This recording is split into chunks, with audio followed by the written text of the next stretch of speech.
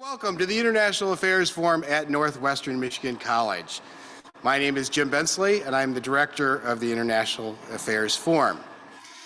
A big thanks to all of you here tonight for coming out on, well, I guess it wasn't too bad an evening tonight as compared to what we've had in the past few days. But we're glad you're all here.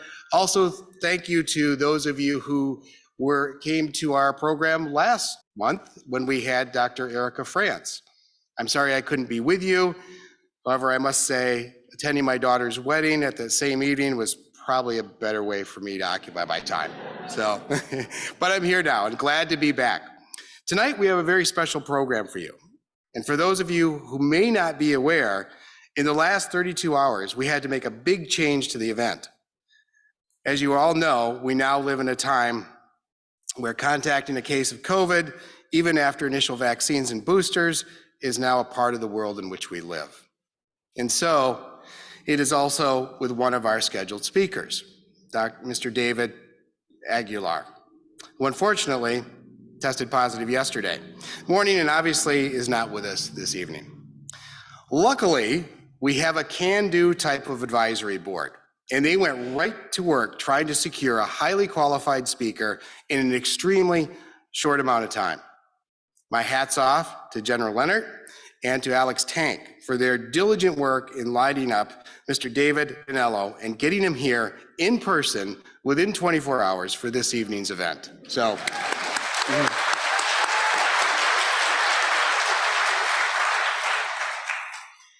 again, welcome to those of you who are here tonight and also to those tuning in virtually. And please note that both our in-person guests and those online will each have the opportunity to ask questions of our speakers during the Q&A session. For those of you online, please enter your questions in the Q&A function. And for those here, representatives will be delivering microphones to your seat. And also please silence your phones, as we should do at every event that we go to these days. And now let me introduce our moderator for this evening, Major General Mike Lehnert. Mike asked me to keep his bio brief so we can move forward with our very interesting discussion. So, Major General Mike Lehnert, United States Marine Corps retired, is co-chair of the IAF Advisory Board. During his 37 career in the U.S. Marine Corps, Major General Lehnert ran Cuban and Haitian migrant camps in Guantanamo Bay, Cuba in 1995. He commanded Marine bases on or near the U.S.-Mexico border, and he served 2 years as the senior advisor to the Commissioner for Customs and Border Protection. Mike, the stage is yours. Okay, thank you, Jim. It's my privilege tonight to introduce two very, very competent speakers on this extraordinarily complex topic. With us tonight virtually is Theresa Cardinal Brown. Theresa is the Managing Director of Immigration and Cross-Border Policy at the Bipartisan Policy Center. She was Director of Immigration and Border Policy at the U.S. Chamber of Commerce, Associate Director of Business Immigration Advocacy at the American Immigration Lawyers Association, and worked in the immigration practices of large Washington, D.C.-based law firms.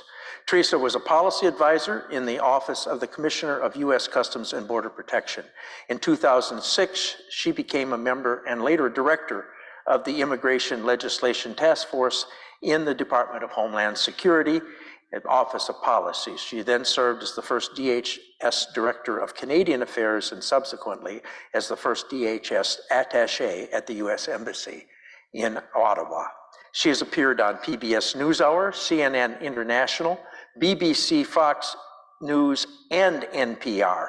Those last two news organizations you seldom find spoken of in the same sentence. Congratulations there, Theresa. She has been quoted in Time Magazine, The Washington Post, The New York Times, USA Today, and The Wall Street Journal, Newsweek, and others. Theresa is a Phi Beta Kappa graduate of the University of Delaware with a degree in International Relations and Economics. Now, with us tonight is David Danelo.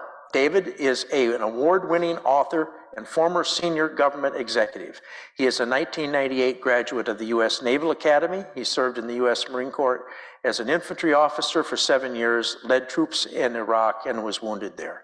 He directed policy and planning for U.S. Customs and Border Protection and has been a research fellow for several prominent think tanks. His Published works include Blood Stripes, The Border, The Return, and the Field Researcher's Handbook, which has been assigned as required reading in many professional circles. I first met Dave when he was beginning his research on the border. He stayed at my house and then the following morning embarked on a trek that took him on both sides of the border from San Diego to Brownsville, Texas. And that's how that book got created. When I called Dave yesterday morning, he had just left Philadelphia on his way to West Texas when we convinced him to divert to Michigan to help us out. You will note that he is wearing cowboy boots. This isn't his normal Washington, D.C. garb. Please join me in welcoming Theresa Cardinal Brown and David Danelo. Thank you.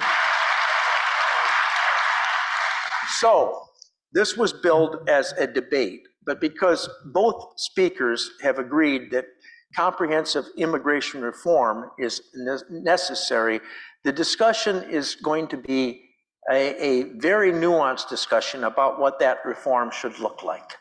And that is a huge discussion in of itself. How are we going to achieve something that has eluded our government and both sides of the aisle for so long? Remember, we're looking for solutions here, and we have two thoughtful, well-informed speakers to help us find those solutions.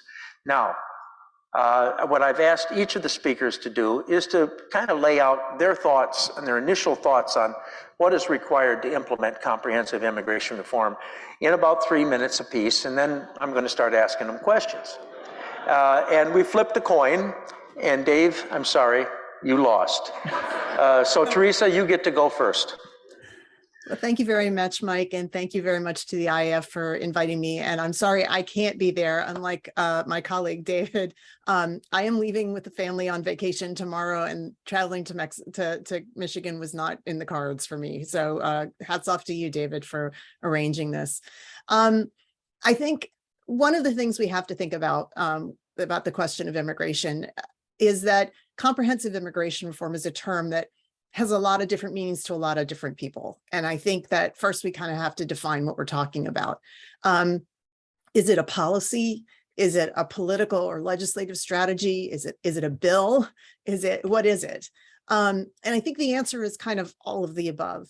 I first heard the term comprehensive immigration reform way back in 1998, when many folks in the immigration world, particularly people who are looking at our immigration system and recognizing that some changes needed to be made, were trying to figure out what needed to be fixed, if you will, on our immigration system. And everybody had a different opinion about what needed to be fixed. Well, we needed to fix our legal immigration system. It wasn't working. It hadn't been addressed since 1990. We routinely had many, many more applications for visas than we had numbers available to them. We were growing backlogs. The system was complicated and took a long time, and people couldn't understand it. And we weren't helping ourselves with our immigration system. At the same time, we had a growing number of people in the country who were undocumented, who didn't have any status, who had arrived illegally, and yet we're working in our economy, filling jobs that were needed, and many of whom had developed community ties and relations in the United States, and frankly, were too many for us to deport logistically. And last but not least, we had a US-Mexico border, which at the time saw record numbers of people trying to come in illegally. And it was overwhelming our Border Patrol and our ability to really manage that flow or prevent it in any way. So the idea of comprehensive immigration was for, well, geez, we need to address all of those things, right? It's not just one piece, it's all of them. And in some ways, they're all related. One of the reasons we had such a large undocumented population was because people couldn't use our legal immigration system to come in legally. Similar why we were having challenges at the US-Mexico border. It also turned out that when we talked about all of those things, there were different proponents for each aspect of it, different organizations and interest groups, different political parties and different people, border state members and people with very heavy employment interests in their constituencies, or those in the civil rights movement and the growing immigrant advocacy movement who were sympathetic to the undocumented in the United States. they didn't have a lot of overlap, but they all wanted to get something done. And so politically, they thought, well, if we put all these things in one big bill, look at all of the people who will support it, and we can grow that support into enough votes in Congress to get it passed. That was the initial idea. It didn't really come to fruition until George W. Bush was elected president. Many of you remember in 2000, he started his presidency by traveling to Mexico and meeting with the Mexican president, who had also just been elected. And they agreed that, geez, we need to do migration between our countries a whole lot better. And so he pushed this idea of comprehensive immigration reform and was introducing legislation and working with members of Congress, and had testimony in Congress before with the AFL-CIO and the U.S. Chamber of Commerce president and the president of the largest Latino civil rights organization in the country, all saying, hey, we need to come together and reform our immigration laws. That was in September of 2001. And then the world changed. We've tried a few more times to do that comprehensive legislation. The idea never really went away. President Bush did come back to it in 2006 and 7 and 8. It failed each time, although each time it got more success, it just never kind of got across the finish line. When President Obama was elected, he tried again, and in 2013, a bill passed the Senate, but couldn't get through the House. So we got kind of stuck on this idea of comprehensive immigration reform, but it kept failing. So now we're looking at this system that is frankly even more broken than it was, in 1998 when I first heard the term. And we're trying to figure out, how do we get something done? How do we get anything done? And so politically, maybe we need to look at breaking these giant bill into smaller pieces. Can we put pieces of it together? Can we fix just one part of the system? Maybe, maybe not. Politics work against us. But the political reasons to try to do it together, but even more so, I think the policy reasons that we need to address every single part of our immigration system are only growing. Where we stand right now is that our legal immigration system is overwhelmed with backlogs, delays, so many so that our immigration service, USCIS, can't issue all the green cards that Congress has allowed in a given year. Our State Department can't process all the visa applications that are coming in. We have backlogs of tens of thousands of refugees who have already been in the pipeline to come to the United States who can't get here. We have more than 2 million encounters at the US-Mexico border of an increasingly diverse population coming from all around the world, using our asylum system to try to seek protection because they can't find another legal way to come to the United States. So every part is even more broken than it was when we first started talking about comprehensive immigration reform. And so I think we do need to address it. Strategically or tactically in Washington, how you get something done really depends on who's in charge on any given day. But what's really needed is leadership from both parties. I have seen in my career all of Washington be operated by one party or another, the House, the Senate, and the White House, in the hands of all one party or all the other party, and yet neither party on its own has been able to get immigration reform in any major way done the way it would like to be seen. And so the only way to get it done is if we can get people to work together and build from the center out in a bipartisan way. And that's what we look forward to trying to do. I think when people in the United States see and hear about immigration today, a lot of them just think, oh my goodness, it's just such a mess. Or, they say, what's going on? I don't understand. Why can't we just fix it? There's no really easy answer to that. It's not a simple issue. Immigration is complicated. Our system is complex. The solutions are not, one and done, but that doesn't mean we should do nothing. And there are lots of things we can do. One of them is addressing our legal immigration system. We haven't updated our legal immigration system since 1990. We're in a position right now where we have twice as many open jobs as we have unemployed workers in the United States. Certainly people coming across the border are finding work in our economy, probably not in the best circumstances and certainly without their legal authorization to do so. That does mean that we have capacity. And we're looking at labor force growth that's the smallest we've ever seen. At the border, obviously things are not working as intended. And there's lots that we can do to kind of fix how we process people at the border so that we can balance those humanitarian interests with the need to enforce our immigration laws as they are. And last but not least, I think it's worth understanding that 11 million people have been living in the country without authorization in the shadows, but having families, raising kids, marrying American citizens, having jobs, starting businesses, being part of our community, half of them for 10 years or more, 40% for 20 years or more. It does not make sense that we should suddenly extricate that many people from our country. So finding a way to get them on a path to legal status makes sense in a lot of ways. Those are the pieces of comprehensive immigration reform, but the how we get it done, I think that's one we have to work on. Okay, thank you, Theresa. What I'm going to do is turn to Dave right now and for a brief opening statement as well. Thank you, Mike.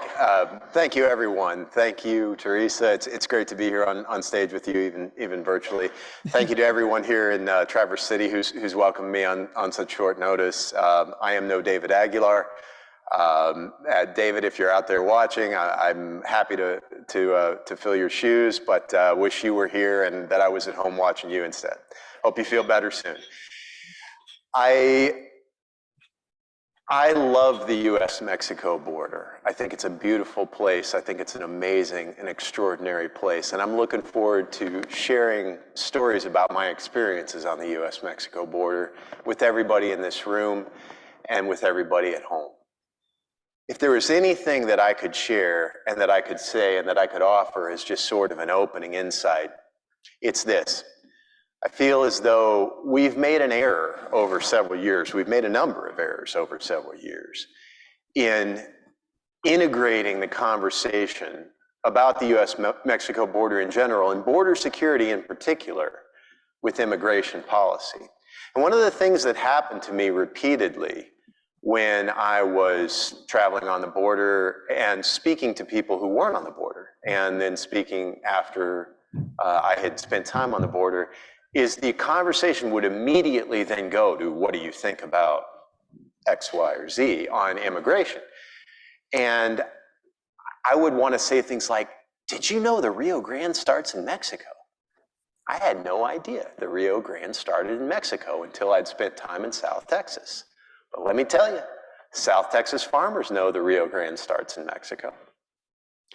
Did you know that one of the most significant features of any US-Mexico border discussion or legislation was the Environmental Treaty of Water Releasing in 1944? Did you know, and all of these other aspects of the US-Mexico border that I had no idea, that people think about very differently in Arizona or in San Diego or in El Paso or in Ciudad Juarez or in Tijuana or in Ojinaga or in Agua Prieta or in any number of counterpart Mexican cities. So what I hope to be able to do tonight, in addition to offering some thoughts about border security, in addition to offering some thoughts about immigration reform, in addition to really listening to the questions, to the conversations, and to sharing some time here with Theresa, who's spent a lot more time on the nuts and bolts of policy issues than I have, and that I've had the privilege of working with and speaking with on several occasions. What I really hope to do is also introduce you to the border. You have a border here that I've had the opportunity to be introduced to a little bit, and hopefully I can offer that same introduction in return. Thanks, Mike. Thank you. For both of you, we've got an intelligent and informed audience, but would you share, if either of you have, the biggest myth about immigration that you'd like to dispel? Just briefly. Anything that you'd like to say, you know, what is it that we get wrong about immigrants and the people that are coming here? Either of you can start. I can go first. I think there's a lot of myths about immigration. You know, as David said, I've been doing this for 30 years, so I know a lot about the details, but most people don't. Most people in America have never encountered the immigration system directly.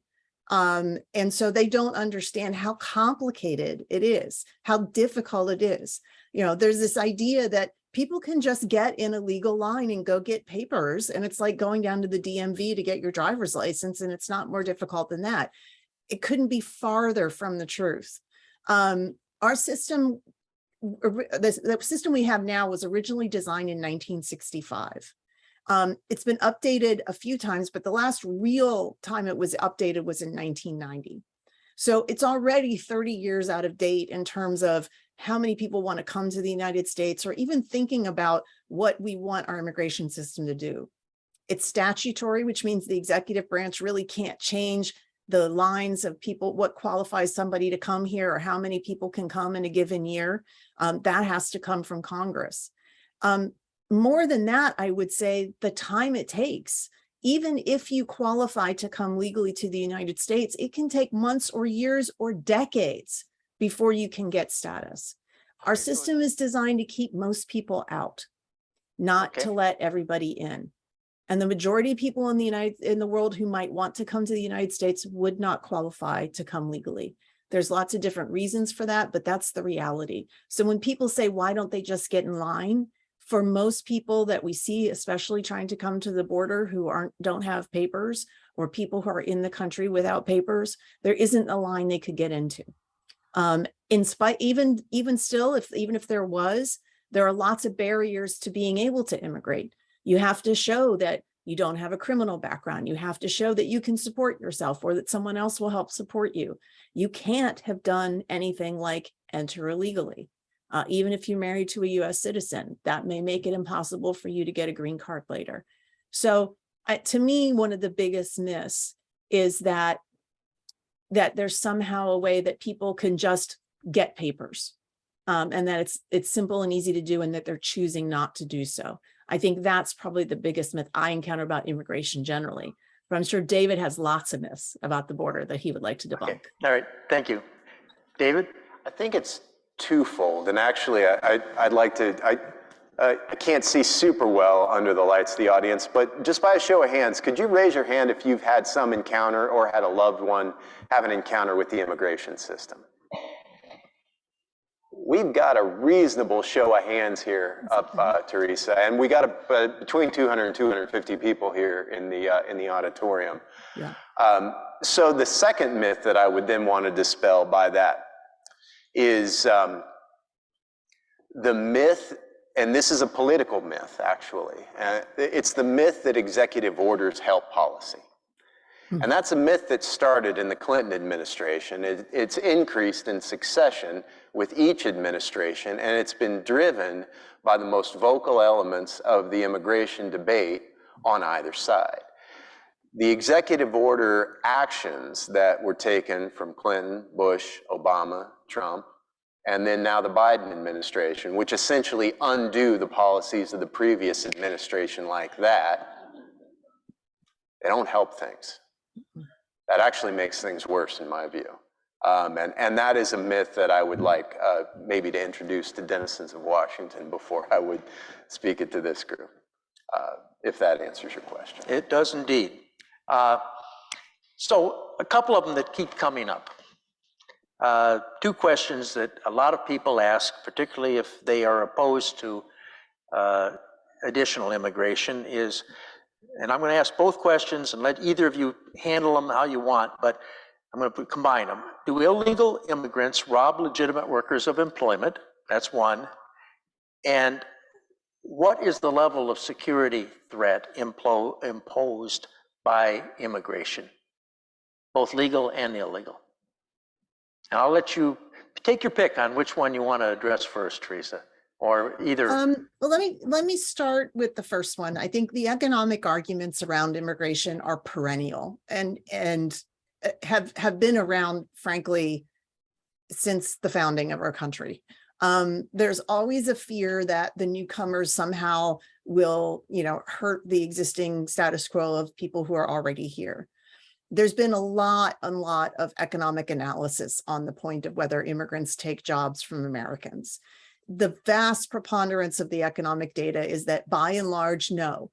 immigrants are not taking jobs from Americans. I mentioned that statistic earlier, that right now there are twice as many job openings in the country as people who are unemployed. So already we don't have enough workers to fill the jobs that are out there that are open right now. That's not to say that there's not a place in which an American had a job before and now an immigrant has the job. And is that a displacement? Not necessarily. It all depends on the circumstances of it. But by and large, in the economy that is growing, and we want our economy to grow and create new jobs, immigrants are filling positions and that are complementary to the existing US workforce. They tend to be heavily concentrated in both very high skilled STEM jobs and doctors and other sort of technical positions, as well as jobs that don't require a high level of education. And as the American population, as the American labor force is higher educated, those two ends are complementary to the majority of Americans. There's been economic studies that show that when immigrants come into an area and start working, it allows Americans to actually move into higher paying and higher skilled jobs. A lot of immigrants work in jobs that support Americans doing other jobs. So it's not sort of a one-to-one closed situation. When we talk about security threat, I think a lot of people think about a lot of different threat streams there, right? Especially now, 9/11, we thought about terrorism. Now we think about criminality and drug trafficking, or more recently, we think about health threats from COVID. Again, preponderance of evidence here.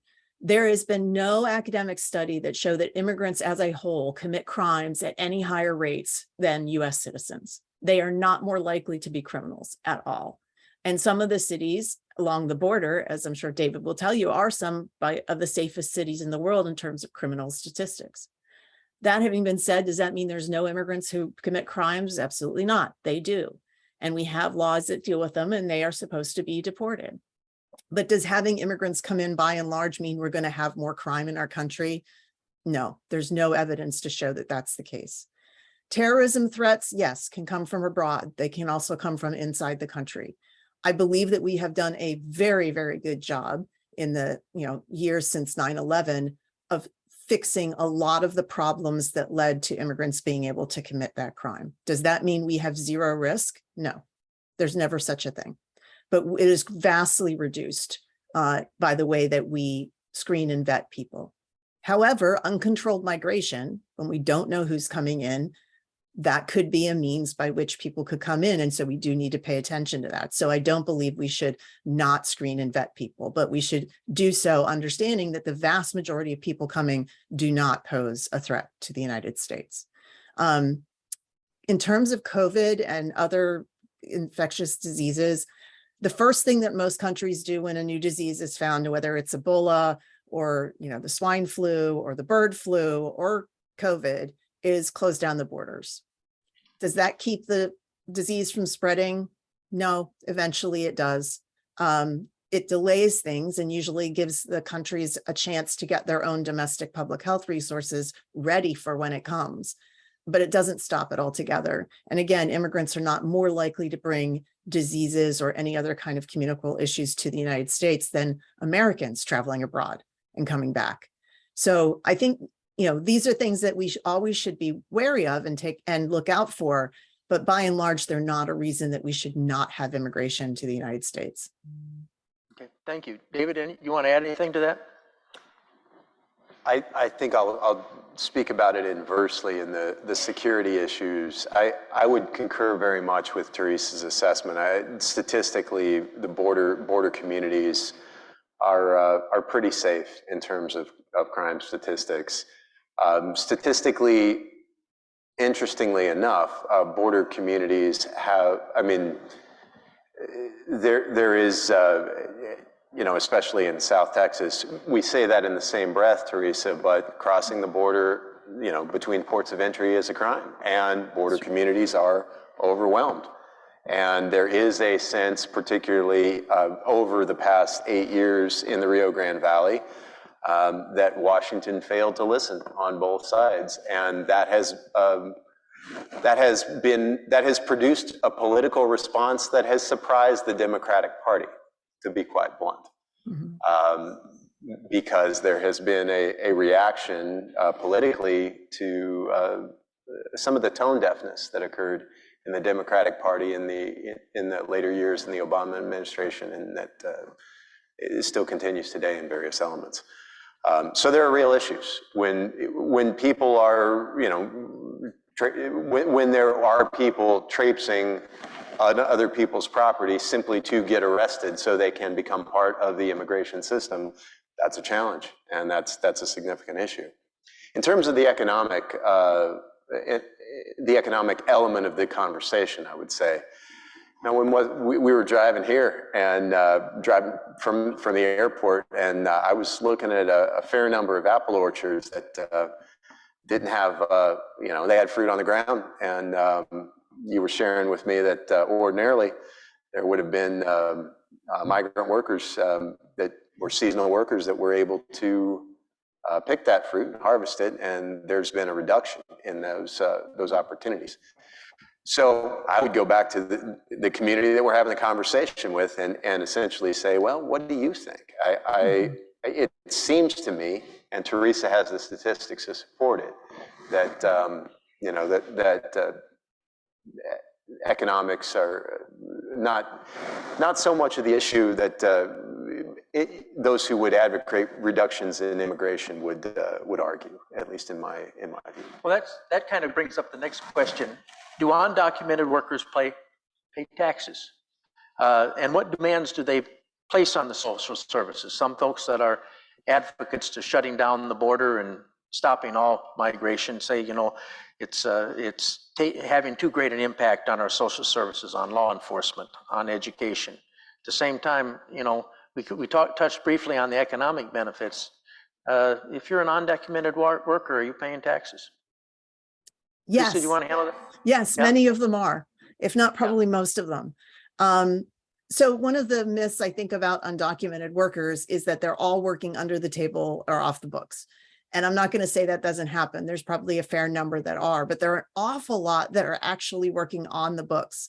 They have found a way to get a fake social security number or another fake authorization document, and their employers may be employing them without any knowledge that they are undocumented, in which case all appropriate withholding taxes for Social Security and income tax are withheld from those paychecks, and they're paying into those systems, particularly Social Security and Medicaid and federal taxes that they are not going to be able to benefit from unless they are given a legal status at some point in the future. The Social Security trustees over the last 3 reports that they have issued have said that contributions from presumably undocumented workers have extended the life of our Social Security Trust Fund as much as 5 years. And we all know that the Social Security Trust Fund is in danger right now, and many of our children are not thinking they're going to be able to benefit from those systems. Immigrants pay state and local taxes. If they are renting an apartment, their rent goes to property taxes. If they are buying products, they are paying sales taxes. So there are taxes that they pay, all kinds of taxes that they pay. So it is not true to say that immigrants don't pay taxes. In terms of benefits, in general, immigrants, both legal and undocumented immigrants, the studies show that most of them use benefits for which they are eligible at lower rates than Americans do. Now, the picture here is a little bit complicated. Undocumented immigrants are not eligible for almost all federal means-tested benefits. They're not eligible for welfare. They're not eligible for food stamps. They are eligible for a few things like emergency medical care, maternal care, and some federal housing assistance. But in general, they're not eligible for most of the federal benefits. Now, some states have made some of those kind of benefits available to immigrants and undocumented immigrants, but that's at the state level. Then you have to look at, what costs do they impose? To the federal system, most immigrants are a net positive.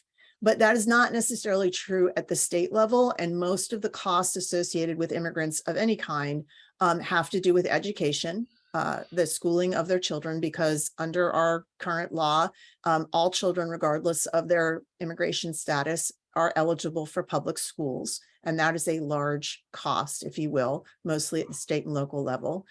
And for many immigrants that don't have eligibility for employer-paid health care, and undocumented immigrants are not eligible for subsidies on the federal healthcare websites, they end up in emergency rooms. And many of those hospital systems are locally owned county public health systems that do have costs.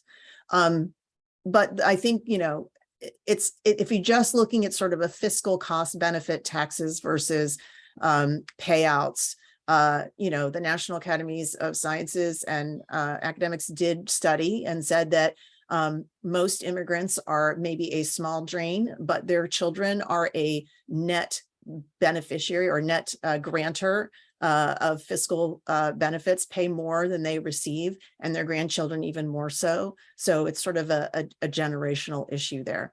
I think it is also worth saying, just point blank, that the vast majority of all public benefits in this country go to US citizens. The vast majority. All right, David, anything you want to add to that? I think Theresa did an extraordinary and very accurate job of explaining the details of where public benefits go. And what I think the deeper question is, and what I want to be careful about is, you know, I have a very difficult time having conversations about a community that I'm not a part of or have never been a part of. I've never been myself an undocumented person. I have known many. I have had conversations with many. I've observed the way that reciprocity is exchanged, both financially and in terms of the community that undocumented migrants participate in, and that migrants lacking any sort of documentation or papers move through when they're moving from point of origin to a point of destination. I have in the encounters that I've had the opportunity to observe, and in the conversations that I have been a part of, reciprocity and fairness has always been part of that sort of communal value. And again, I would raise the question, and part of what I feel like it's a really wonderful opportunity to be able to do, because I know we're going to have a Q&A period, is ask the question, well, and this is my question to the audience here and at home, do you feel as though undocumented migrants are costs on your element of society? And if so, why? What in your experience makes you feel that way? Or what do you think that makes you feel that way? Because that is not an experience that I have had at any point in time on either side of the board. I think this is a really good segue. And oh, go ahead, Theresa. I was just going to add, you know, like Michael, I've never had the experience of being an undocumented immigrant either, but I have never met an immigrant, documented or undocumented, who said, oh, my primary purpose in coming to the United States was to, you know, get welfare benefits. The number one thing, I want to work. I want to contribute. I want to earn money for my family, but I also want to contribute. I want to work. There's no one who arrives with the idea that they're just going to be a drain on society. Okay. And immigrants do participate in work at higher rates than native-born citizens do. So that's well, I think this leads to another question.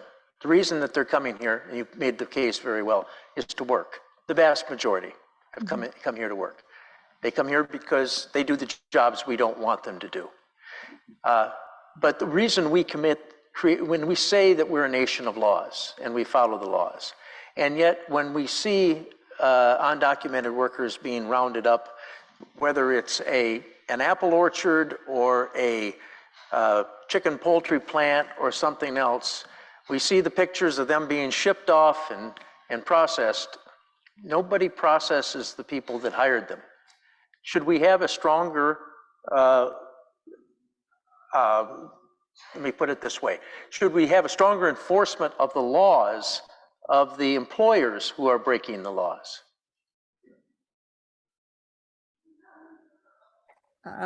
I would say yes, but there's a caveat to the yes. it is illegal for an employer to knowingly employ someone who is undocumented. It's that knowingly part that's really hard. It is easy to find out if an individual immigrant does not have papers. It's easy to know that. But proving a case against an employer that they had knowledge that their workers were undocumented is exceedingly difficult and takes a long time.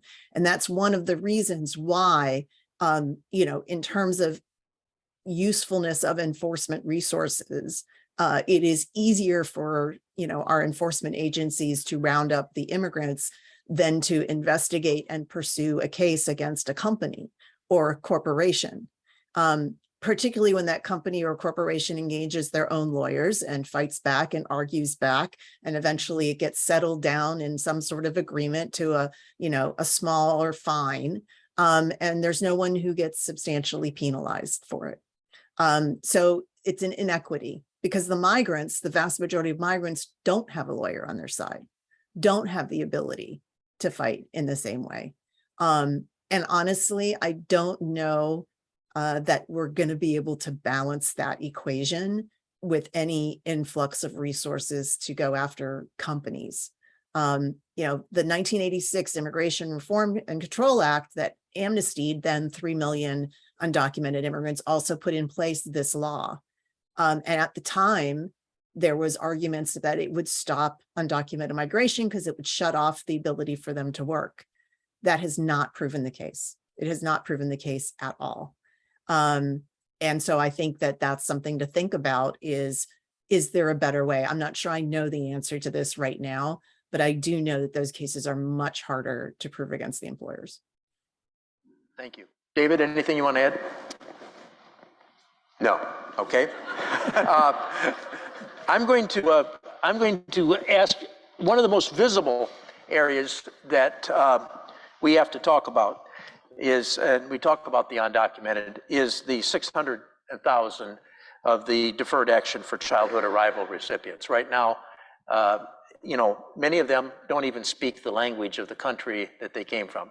Now, I've heard people tell me that, well, they broke the law. Yeah, they were 3 years old when their parents brought them here.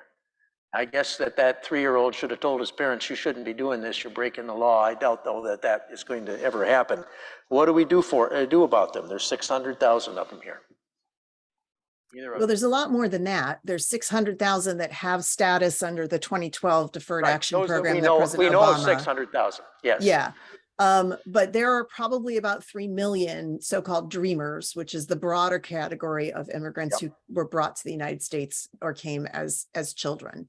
And as you said, because of our system, and they have managed to grow up here in the United States and become adults in the United States and suddenly find many of the cases that they don't have documents and don't have a future here, but don't have a future anywhere else because they don't know any other country. And I think of all of the 11 million undocumented, this is a population that for most Americans is highly sympathetic. As you mentioned, Michael, it's not necessarily wasn't their choice to come illegally or to stay illegally. Is this a group of people who, having been raised here and are American in every way, but, whatever documents they would have, that it's in the United States' interest to expel? And I think most people would say probably not. This is where I would go back and agree with David that executive actions are not necessarily helpful for the immigration system as a whole. The DACA program helped 600,000 young people work, grow up, go to school, get jobs, start families, start companies and businesses. They have mortgages. They are integrated in 2-year increments at a time. And since 2017, have only had that status by the grace of different court decisions, giving them a lifeline for a program that I think is rapidly running short of that lifeline. So the latest iteration is that Fifth Circuit Court of Appeals in Texas agreed with a district court judge that the program was illegal when President Obama created it. He did not have the authority to create it, but they didn't end the program. They sent it back to lower court for some procedural things, and existing DACA recipients can continue to expand.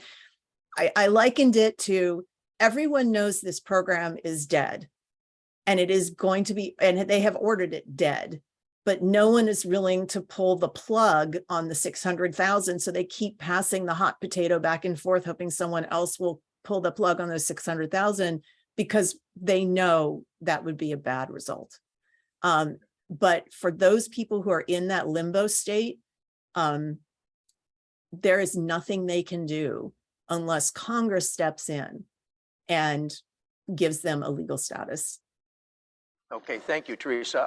If you want to add something, I'm going to put the next question to you, David. So I do briefly, because I'm in agreement with something in Theresa's opening statement that supports that point, which is this is a circumstance where we take the piecemeal approach. I mean, really, honestly, there's no reason why a person who arrived at 3 couldn't take a citizenship test right alongside an SAT, and then be able to turn 18 and receive an opportunity to become a U.S. citizen who has been, and the only thing that would stop that would be an act of Congress. So this would be something where there is a piecemeal solution to a piecemeal problem that could be a bill in Congress that would be introduced that I don't really see how that would be I mean, I'm sure people are going to find a way to make it controversial because they always do. But I think that might be something that both parties could get behind. okay, well, here's what we're going to do. I'm going to ask you one more question because I think it needs to be covered before we turn it over to the audience because they're waiting. But I'm going to ask this question of the Marine and also because you've walked much of that border. There's a lot of discussion about the fact we've got to secure the border before we can have any more conversation about anything. How effective is the wall? Right. And what other means could we have to secure the border? And finally, do we need to secure the border before we can have these other conversations? Wow. In 3 minutes or less, yeah. Right? Because they want to ask a question. So the wall, the history of the wall is actually an interesting story, the history of discussions about a wall or a border barrier, because the Border Patrol adage for several years, which then Chief Aguilar, not Commissioner Aguilar, was big in emphasizing in the early 2000s was personnel technology and infrastructure. The wall started in the early 1990s in San Diego, and so there was a concentric series of walls that were built out in the cities in the border. And by the time that the wall became a big feature of our national politics and discussion, there really had been what the Border Patrol refers to as tactical infrastructure in every border city that was on the U.S.-Mexico border.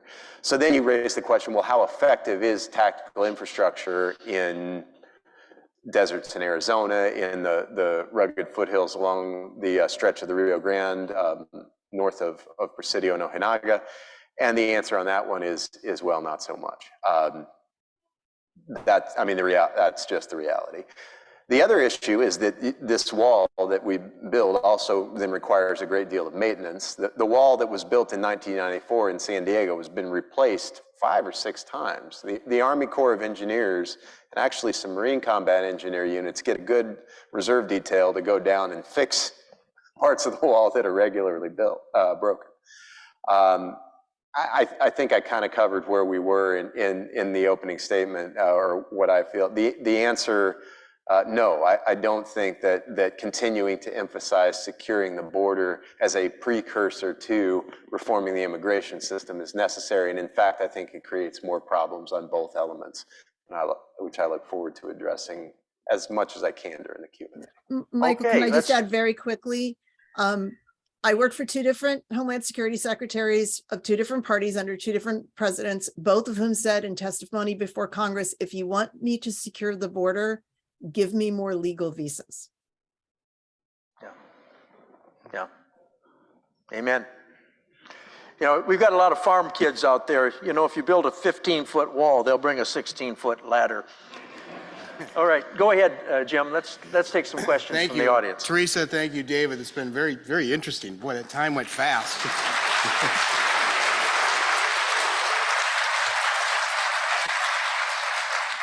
But now it's time for our audience to ask some questions that you may have of our two speakers tonight. So if you have a question, please raise your hand and we'll have a representative come around with a microphone. We'll take one from the live audience first and then from the virtual audience after that.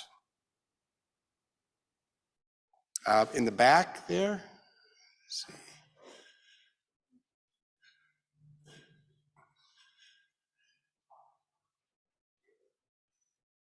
Thank you. I just wanted to ask for both the speakers, what is one of the main factors that perpetuates most of the myths that the average American civilian might have about the border wall and border situation? I think one of the main factors that perpetuates any myth in any situation is just a lack of context and experience in understanding the other side. Whether it's that issue or in the case of the border, and there's so much volume and debate surrounding the situation's out of control and all of that, and there are true images that we can see, that we can experience, that lend truth to that side of an argument or that side of a discussion. In the case of the border situation, one of the sort of sad realities that I've seen is the more things change in the conversation, the more they stay the same. Does anybody in here remember who Tom Tancredo was? Anybody? Yeah, Teresa's nodding her head, but I don't. Anybody want to raise a hand in here? Nobody remembers in here, Theresa, because nobody cared who Tom Tancredo is anyway. Well, there's a couple who do. He, back in 2006 and 2007, in the Bush administration, Tom Tancredo was a congressman from Colorado. He was the loudest anti-immigration, border security voice. He was featured on news constantly, and you know, the same points that are being brought up as a very vocal and emotional narrative, which again have a kernel of truth in them. He was a very vocal proponent of them, and it's an emotional issue on either side, and so it can bring people out on either side to polarize the debate. That's not a happy answer to your question, but I think that's an honest one. I also think that, I mean, unlike you, David, and I've done my share of traveling at places along the border, there are a lot of Americans who have never been to any place in the border, and so they don't see all of the trade that crosses the international bridges across the Rio Grande, the daily back and forth of Americans to Mexico and Mexicans to the United States legally for shopping, for jobs, for commerce, for education, cross-border families. These are towns that are integrated economically, socially, and it just happened to be separated by an international border. And all of the securitization around immigration affects their daily lives. These are people who have 60-foot walls with razor wire in their backyards and go, what happened to my community? At the same time, there are people who, immigrants are coming across their ranch land and leaving trash and stomping down their pastures for their cattle. And they say, this isn't right either. So I think the challenge is and always has been balancing the interests. Yes, we need to secure our border, and we should have a better way for migrants to come and how we deal with the migration at the border. But I think the biggest myth that I hear all the time is that the border can somehow be sealed, like hermetically, that like we can just literally somehow seal off the United States so that nobody can get in. And that's just a fantasy. I mean, as David said, even when President Trump and where he built his giant wall, the next day, people were buying $60 Sawzall from the local hardware store and cutting through the bars and building ladders that would climb over it and tunnels that would go under it and going around the end of it when they couldn't build in the middle of a river. So I think that understanding the reality of what the border area is, both the good and the bad, is really important to having a conversation about what you do to take care of what happens there. Great, thank you. This is from Garrett. Garrett asks a question: do you think as climate change increases, the likelihood of very bad weather will result in increasing amounts of immigration due to climate refugees from various poor countries who aren't able to deal with that and have to move their families north? The answer is yes. We're already seeing that. A lot of the Central American migration that we've seen over the last 8 years, in part at least, has a climate change at its root, particularly if you look at people coming from Guatemala and the dry corridor there that saw some major economic and weather disasters that really hurt the ability of a lot of people who were basically subsistence farmers to earn a living there and survive. Central America, Mexico has been victim of hurricanes and mudslides and natural disasters for years. One of the challenges, not just the United States, but frankly, the world has with climate migration, is that it's not very well defined. So is somebody like that Guatemalan farmer whose crop has been devastated by blight or by a dry spell or a hurricane or other damage and can't make a living there and tries to come to the United States where they can work, is that person a climate migrant or an economic migrant? We don't have a definition. There's no international agreements that define what a climate migrant is. There are very, very few people who can say, I'm leaving my country because my country is literally falling into the sea and won't exist. So I think that's a challenge because that definition doesn't fit under, say, our refugee or asylum laws as they exist today. So the fact that they're moving could be based on climate issues in their home countries, but our laws don't make an accounting for that in any way. And so if it's something that we as a country, or we as most countries in the world who are receiving these people decide to do, we're going to have to change those frameworks that define it and figure out what kind of protections we can offer. So one point I would like to bring up on this is, and it's a broader issue as well, as Theresa said, we're not the only country having this conversation. So the Italians don't want the Algerians and the Tunisians to come in. The Australians and Kiwis don't want the Indonesians and the Fijians to come in. The Mexicans really don't want the Guatemalans to come in. The Argentinians are having issues with the Bolivians, and I mean the issue of climate migration, economic migration, human mobility is an issue all over the world. And it's going to continue to be an issue all over the world, most likely in the lifetimes of everybody who's snapping Be Real pictures right now. It's going to be a while. Yeah, thank you. And you know where they're coming? Right here. We live in a pretty desirable place. I'm going to take one more from our virtual audience, and then we'll go back to the live audience here. Jack asks, if I could wave a magic political wand over Washington, D.C. and get agreement instantly between the three branches of government, how long would it take to implement the new comprehensive policy, and how much would it cost? Wow. Wow. Well, if they could get agreement tomorrow, I mean, the fastest legislation I've ever seen passed probably takes about a month from introduction to getting signed by the president. Implementation, though, is always key. I think there's not a way to implement comprehensive changes quickly. They have to be thought out and they have to be implemented carefully. Even the amnesty that President Reagan signed in 1986 didn't go into effect for at least a year and a half. Because that's how long it took to kind of get the regulations in place, interpret the requirements of the law, get the forms, figure out how we have people file. I mean, all of those kinds of things. So it would be a process and would probably take several years. In terms of cost, there would probably be a cost, But I think we'd also save money in other ways. If we were to expand our legal immigration avenues, there'd be costs to adjudication. But in general, adjudication resources for the government are a whole lot less expensive than enforcement resources for the government.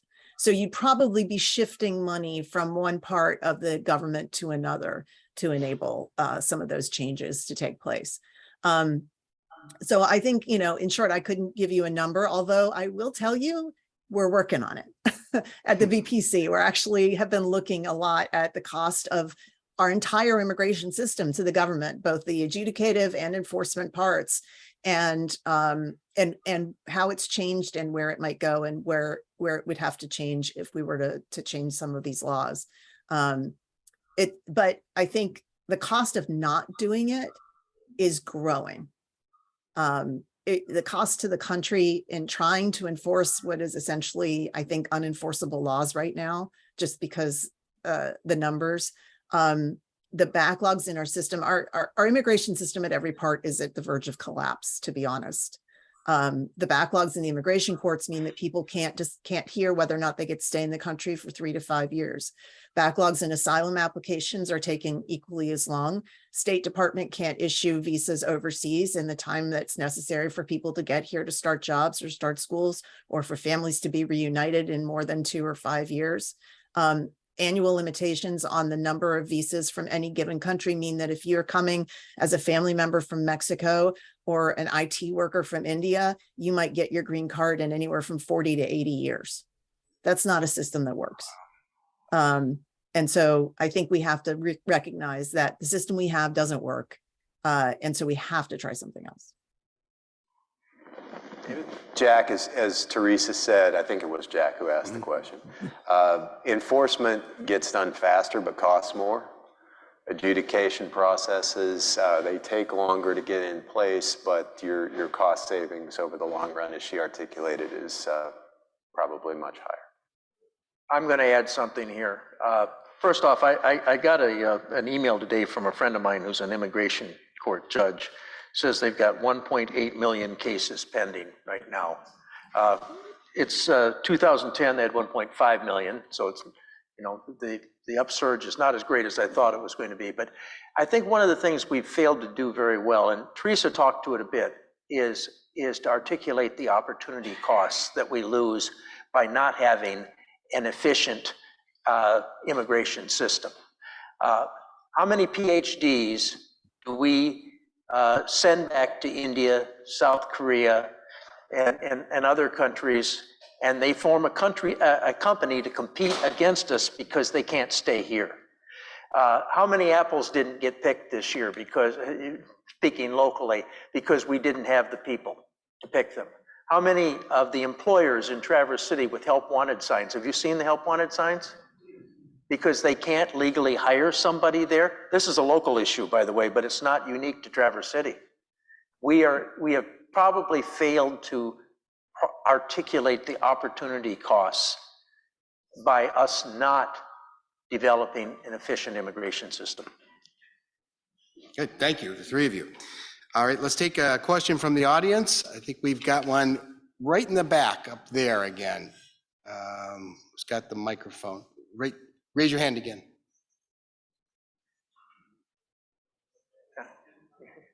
There you go. Go ahead, and we'll take yours next. So do you think foreign intervention by the US government or the US has had a significant impact in destabilizing foreign economies that end up sending their people here? Well, not sending, but their immigrants ended up coming here. And if so, what do you think has to be the policy change as to foreign policy? I think your question is foreign intervention. In other words, what you're asking is, do American foreign policies have any impact on migration, and if so, what is the impact? And if so, then does the foreign intervention, whatever it is, have an impact on the policy shift one way or another? Place like Afghanistan or something like that, I think we're talking about. I just want to make sure I understand your question. I think I would say probably not to the extent that I think the system does not drive the American interventions and migration. Migration will continue whether America intervenes in the world or doesn't intervene in the world. People are going to keep going places. So if America decides to say, well, we're just not going to do anything anywhere for anybody, I think you're still going to be seeing people going places. I've heard variations of this argument, particularly with regard to U.S. intervention in Central America, going back to 80s and 90s and different policies that we had in the region. Here's what I would say. I think I agree with David in this. At its root, decisions of migrants to migrate are individualized decisions. They decide that I can't stay where I'm at, or I can't make a living where I'm at, or if I stay, a gang will extort me or kill my child or, rape my daughter. If I stay, I will die. That's the kind of thing you hear from migrants. And that's an individualized decision. President Biden came in saying, I'm going to solve migration by addressing the root causes of migration. But there are, for every migrant, there's a different root cause. I mean, there's some generalizations you can make, but that's also a very long-term idea that we can somehow fix countries that have their own internal issues of governance and their own politics and their own, all of that. I mean, international development can help, but we also know that as countries begin to develop, initially migration can increase because people have the means with which to migrate before it gets well enough that they feel they don't have to. So I think, when the United States thinks about its foreign policy, I think it's naive to believe that we can, as David said, we can fix migration by fixing those countries. I think that's naive and a little bit hubris on the part of the United States to fix another country. It's up to other countries to fix their countries. To the extent the United States past decisions have played a part in how those countries exist now, that's kind of outside my purview. But just looking at where we are now, countries need to help fix themselves. I mean, we can help with certain ways, but I think we need to be more partners than interventionists. Thank you. I'm going to go right up there for the question. The microphone's there, and we'll have time for maybe one more after this.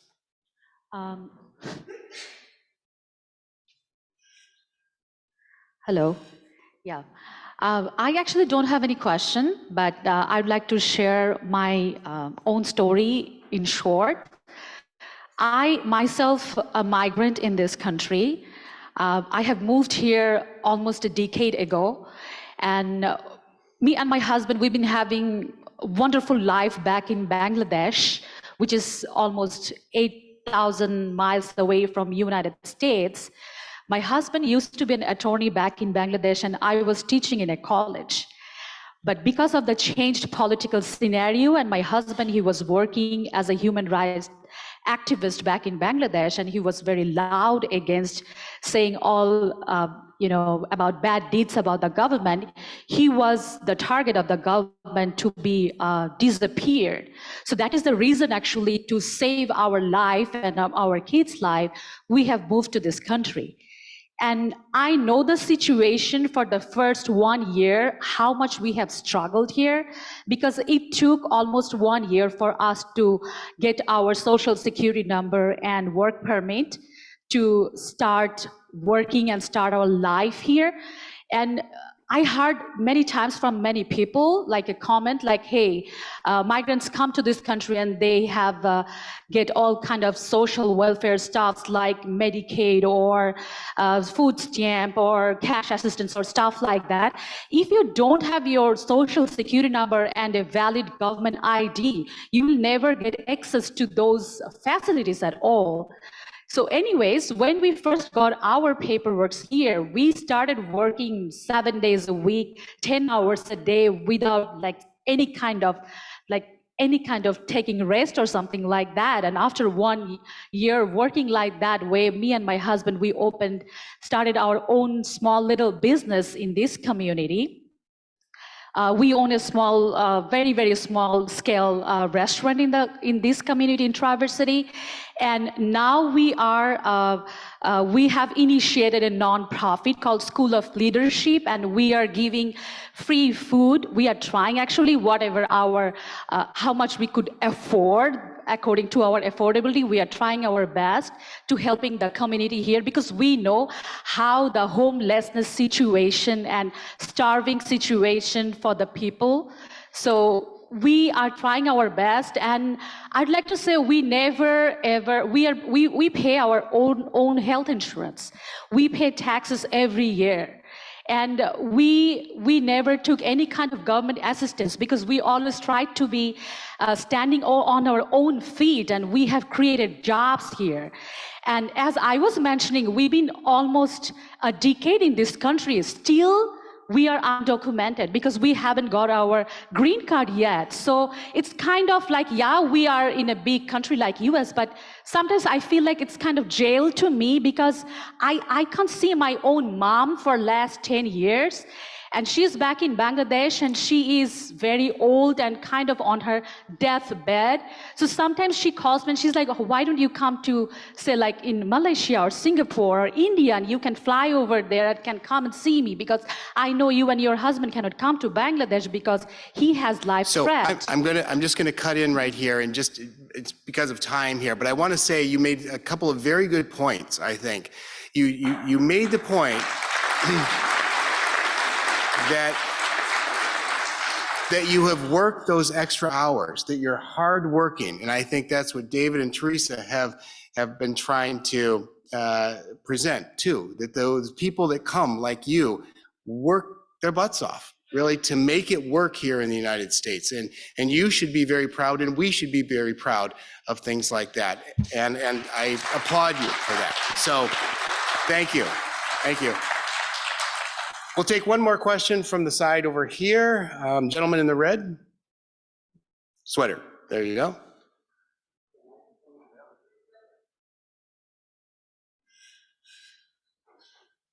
I appreciate all the information you've given us tonight.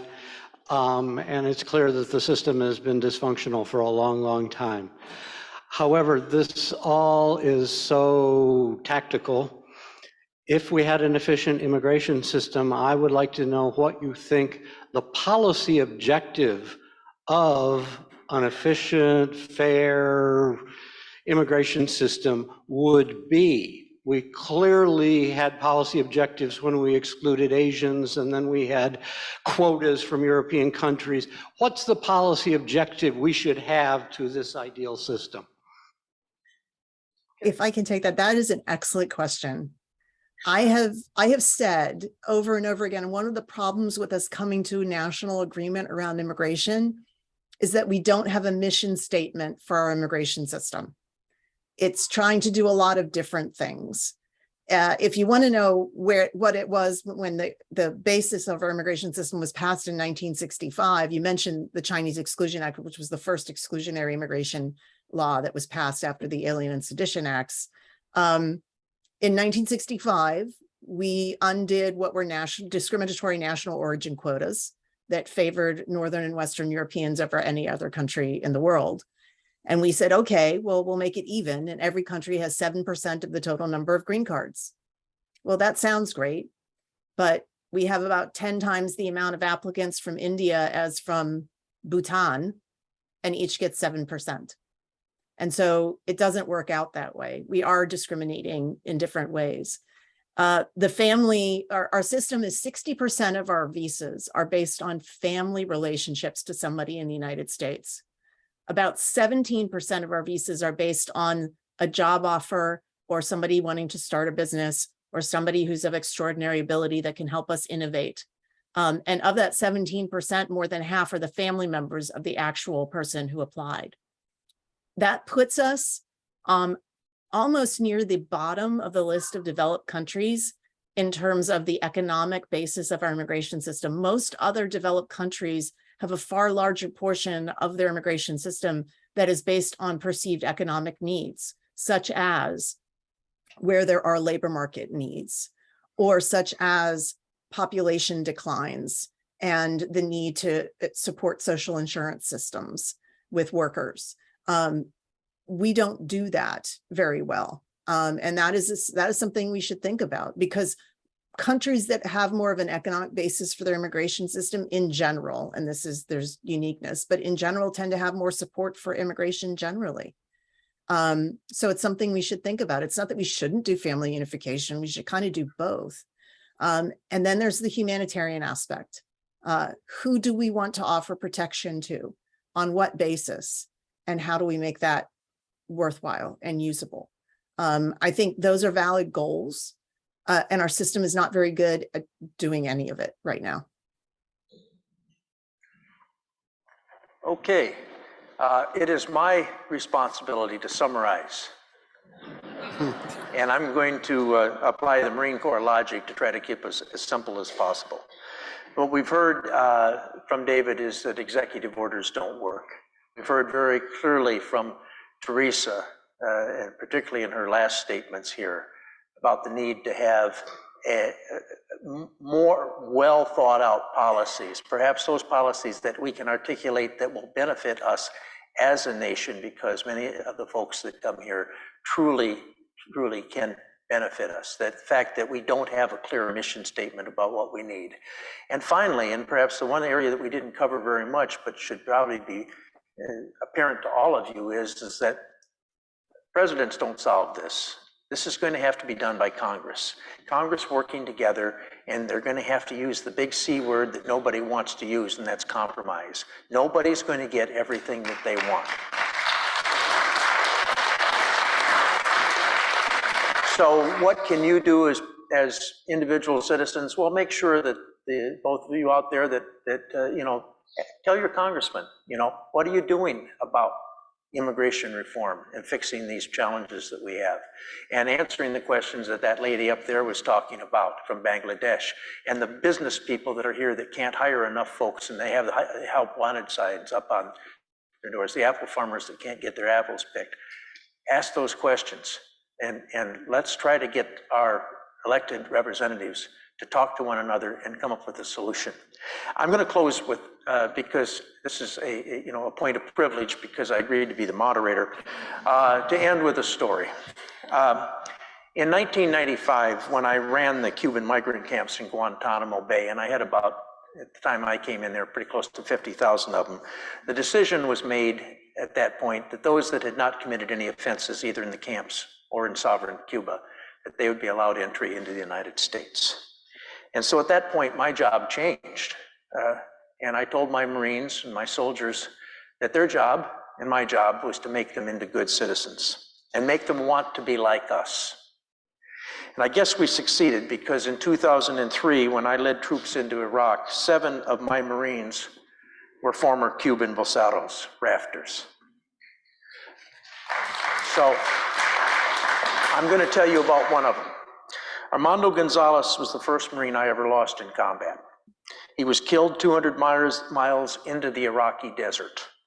Armando left behind a wife who was 5 months pregnant with a daughter he never met and never knew. A year later, Florida Governor Jeb Bush made the decision to give a prepaid scholarship to the children of every service member from Florida who had died in combat. And of the first group of 8 to receive the scholarship, I was there to watch it, little Amanda Gonzalez was given a shot at the American dream. So right now she's going to some college somewhere in Florida. I'm still trying to find out where. And I believe there's some lessons that we can take from that story. First off, we're all a nation of immigrants. We shouldn't forget that. Yeah. Secondly, think about this. We live in a country people risk their lives to get into. What would that say about this country if our citizens were risking their lives to leave it?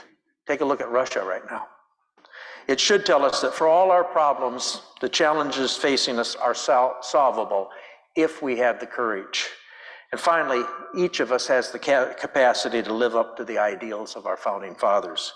The ideals that made Armando Gonzalez get into a leaky boat when he was 14 years old and die in a distant desert as a U.S. Marine are the same ideals that that we all should adhere to, regardless of whether we were born here or whether we came from someplace else. So that's my story, and I'm sticking to it.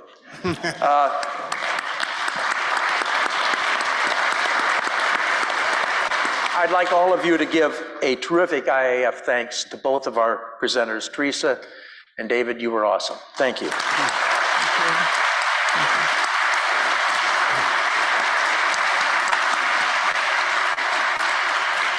Back Yes. to you, Jim. Yes, thank you, Theresa. Thank you, David. And thank you, Mike, for running the show up here. Very well done. Thank you all for joining us this evening, both here at NMC and those of you who are online. And mark your calendars for next month as we take a look at how the world is currently functioning due to the unprovoked and ongoing war in Ukraine. For any of you who are following the news, you certainly know that things can change on a dime. And so we look forward to our conversation with Ambassador John Kornblum and former diplomat and longtime friend of IAF, Mr. Jack Siegel. The event takes place on election night, November 8th, so please make your way to the polls or fill out an absentee ballot. Then join us as we focus our lens on the ever-changing geopolitical situation exacerbated by the war. In addition, IAF is sponsoring our 10th anniversary competition of the Academic World Quest in 2023. Please feel free to stop by in February as area high school teams compete for a national trip or a trip to the national competition in Washington, D.C. They would so love your support to help them do that as well. Thank you for joining us this evening. Drive safe and enjoy our upcoming summer-like weekend. Thank you.